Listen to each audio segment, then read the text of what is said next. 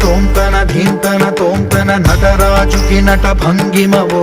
ధీంతన తోంతన శంకరునికి సంకీర్తనవో ఈశ్వరుడే అనునిత్యం తనలో తలచుకునే ఓంకారమువో